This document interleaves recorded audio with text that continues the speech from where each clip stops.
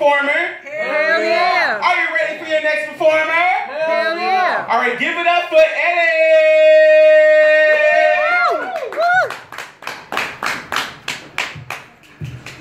Thank you. Let's give it up for our host again, because I'm not gonna lie, I was sitting here like, dude, this Cubs game is almost over and you're gonna like cut it in the middle. But thank you for being attentive in advance.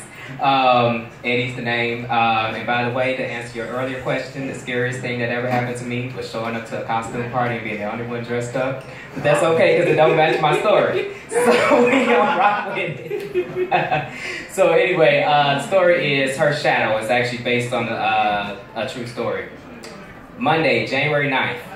I open my eyes in complete darkness. The reliable illumination creeps from the bathroom across the hallway, a pale yellow seeping through the cracked doorway of the bedroom which I share with my younger brother Reggie and Aunt Kathy. Out of habit, I roll over and peer from my perch on the top bunk down to the digital clock on the top of the makeshift TV stand. It reads 12:34 a.m. in neon red. Always a magical time to me. Granted, the anticipated magic never happens outside of my head. Still, the arrangement of the numbers is akin to the aligning of the stars and planets in my 12-year-old universe. I turn back towards the wall with the intention of fully reclaiming the restful sleep threatening to elude me. That was when I first noticed her. For the rest of my life, I would always describe what I saw as her. The vision is too familiar, though I had never seen it before or would ever see it after this week. The substance too concrete for an impersonal it. Upon first glance, I assumed that the shadow on the wall at the foot of my bed is that of my mother standing in the doorway. I glanced over my shoulder, expecting her to ask, "Are you still awake?" But Mom's not there. Looking back to the wall, the shadow remains, a figure with feminine curves, standing with an air of authority and her hands on her hips.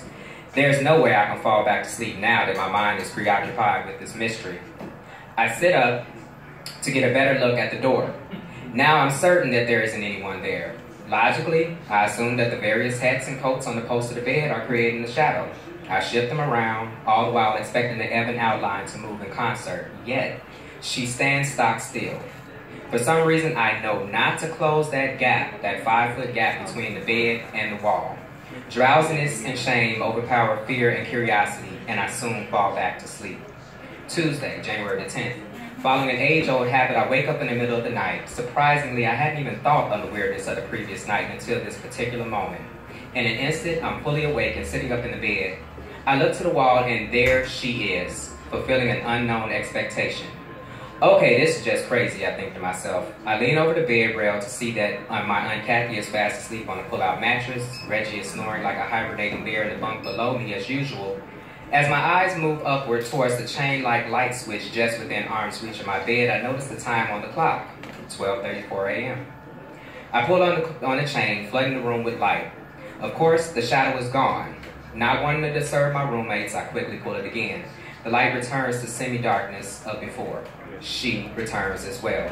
As I sit in the bed, I notice motion out of the corner of my eye on the floor near the cracked opening in the doorway. I turn to see something small and hairy. After a moment, it passes through the door itself as easily as it would pass through the fully open doorway. My mind instantly conjures the image of one of our two fluffy Persian house cats. But passing through the door? Then I recall that both cats should be on the enclosed porch, barred from the house by the locked back door. I quickly turn the light on again to discover that my sleeping aunt is alone on the floor. I turn the light off again. She's at her post on the wall. The hairy creature is gone. Sleepiness returns. I lay back down, somewhat unnerved, and almost instantly fall back to sleep. Wednesday, January 11th. Tonight I'm snapped into full alertness, having thought on the events of the previous 2 nights all day, even expecting something tonight. And there she is again. In one continuous motion, I sit up looking to the clock, 12:34. Looking to the cracked doorway, my gaze is drawn downward to what I know is my 18-month-old sister passing through the door in the same manner as the hairy creature the night before.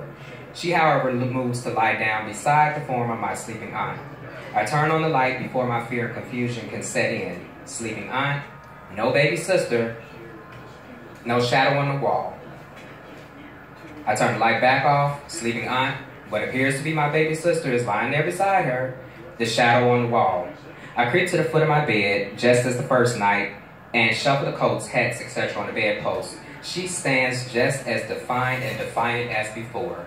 Reaching back to the head of the bed, I grab a pillow and quickly strike the wall like someone swatting a fly. She stands like a silent sentry. I consider waking Kathy, but what would I tell her? There's a shadow on the wall. Watch out for the baby ghost. I pull the covers over my head and pray for sleep to wash over me.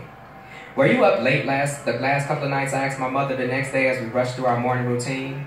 She is dressing my baby sister for the day. I think I went into the bathroom late one of those nights, she replies, not really paying any attention to my question. Did you come into our room? No. She looks up from her task with a frown. Did you have a bad dream or something? Yeah, something like that.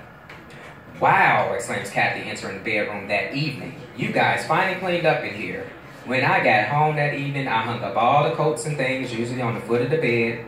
I put them all in the closet. I put all of the Transformers, Legos, stuffed animals, and the other regular residents of the bedroom floor away. All of our shoes were moved to their proper place on the shoe tree behind the bedroom door. The doorway was completely cleared away.